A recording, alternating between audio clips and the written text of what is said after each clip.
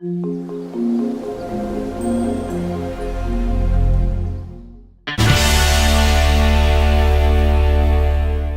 my name is Erin Huffman.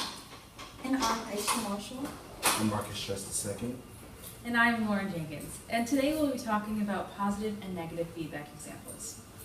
We'll be discussing what positive and negative feedback are, why or why not it isn't used in the body often, and the examples to follow.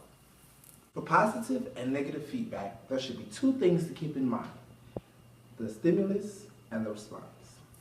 Negative feedback is a reaction that causes a decrease in function, occurring in response to some kind of stimulus. Often it causes the output of a system to be lessened, so the feedback tends to stabilize the system. Most cells in the human body use a sugar called glucose as their major source of energy. Glucose molecules are broken down within cells in order to produce adenosine triphosphate, or ATP molecules. Glucose molecules are delivered to cells by the circulating blood, and therefore, to ensure constant supply of glucose to cells, it is essential that blood glucose levels be maintained at relatively constant levels.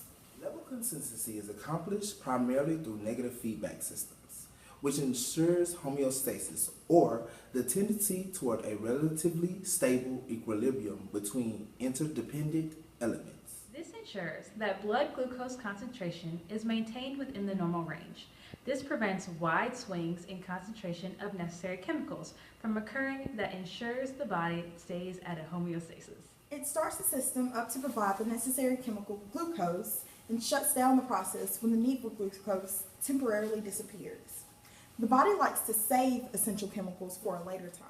If blood glucose levels rise, for example, when a meal is being digested for the nutrient molecules are being absorbed, the beta cells of the pancreas respond by secreting insulin. The insulin tells cells throughout your body to take in glucose from your bloodstream. As the glucose moves into your cells, your blood glucose level goes down. Some cells use the glucose as energy, while other cells, such as in your liver and muscles, store any excess glucose as a substance called glycogen. Your body uses glycogen, fuel, for between meals. Insulin has several notable effects. 1. It stimulates most body cells to increase the rate of glucose uptake from the blood. 2. It increases the cellular rate of glucose utilization as an energy source. 3. It accelerates the formation of glycogen from glucose in liver and skeletal muscle cells. And 4. It stimulates fat synthesis from glucose in liver cells and adipose fat tissue. These effects collectively cause a decrease in blood glucose levels back to normal levels.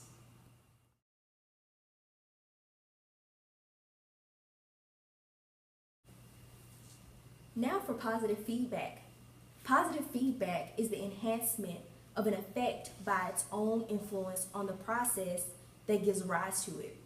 When the system is out of balance, positive feedback brings it back to where it needs to be. So before we start the example of positive feedback, I would like to explain one term that those might not be familiar with, and that is prolactin. Prolactin is simply a protein known for its role in enabling female mammals to produce milk. It is used for several other processes in various vertebrates, but in this example that we will be discussing today, it will be directed towards females producing milk for their infants. So now for our example. During lactation, a mother produces milk for her infant. During pregnancy, levels of that hormone prolactin increase, and that is what stimulates milk production after pregnancy. As the baby feeds, its suckling stimulates the breast, promoting further release of prolactin, resulting in more milk production, which is the response. This positive feedback mechanism ensures that the baby has sufficient milk during feeding.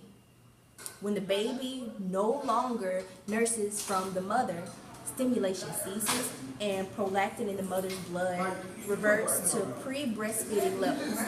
It wouldn't help if suckling decreased milk flow, which is a negative feedback mechanism. Therefore, something in the body had to be enhanced to promote stimulation, which is the prolactin hormone.